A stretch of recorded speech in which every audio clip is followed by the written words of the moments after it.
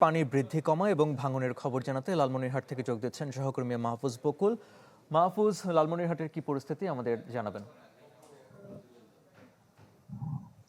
আরিফিন, তিস্তার পানি কিন্তু এখন একবারই কমে গেছে। গত 2-3 দিন থেকে কিন্তু তিস্তার পানি বাড়ন্ত ছিল, বিপদসীমার উপরে প্রবাহিত হচ্ছিল। এর ফলে কিন্তু নিম্নাঞ্চল, চরাঞ্চল এলাকা প্লাবিত হয়েছিল। এখন কিন্তু সে পানি নেই।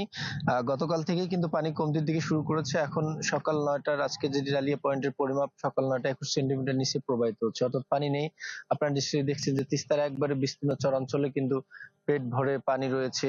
আর তিস্তা যেতে একবারে বিশাল চরাঞ্চল রয়েছে, যার কারণে যতই উজানের ঢল আসুক এবং ভারী বৃষ্টিপাত হোক, আগে কিন্তু এই 5 জেলা জুড়ে যে বিস্তীর্ণ চরাঞ্চল রয়েছে সেখানকার পেটে কিন্তু পানি পুড়ে যায়। তারপরে আসলে যদি আরো পানি বেশি হয় তখন কিন্তু উপচে পড়ে নিম্নাঞ্চল চরাঞ্চলগুলো প্লাবিত হয়। আজকে কিন্তু প্লাবিত বা প্লাবনের কোনো খবর নেই, যেহেতু পানি মোটামুটি তিস্তা নদীতে রয়েছে, যার কারণে আসলে ভাঙনেরও তেমন তথ্য পাওয়া যাচ্ছে না। যদি পানি একবারে কমতির দিকে শুরু করে তখন হয়তো নদীর পাড়গুলো ভাঙতে শুরু করবে। এবং জেলা প্রশাসন যেটি বলছে যে তারা আসলে বরাদ্দ দিয়েছে 220 মেট্রিক টন চাল, 5 লাখ টাকা এই বন্যার্ত যারা বানভাসী রয়েছে তাদের জন্য বরাদ্দ দিয়েছে। এবং সেই বরাদ্দ কিন্তু তালিকা করে বরাদ্দ যারা আসলে বানভাসী তাদের আসলে সাহায্য করা হচ্ছে।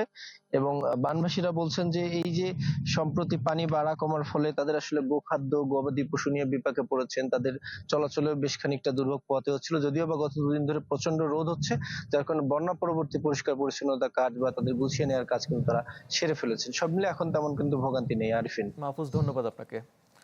লালমনিরহাট থেকে যুক্ত হয়েছিলেন সহকর্মী মাহফুজ বকুল।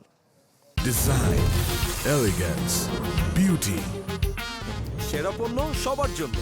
জেভিকো।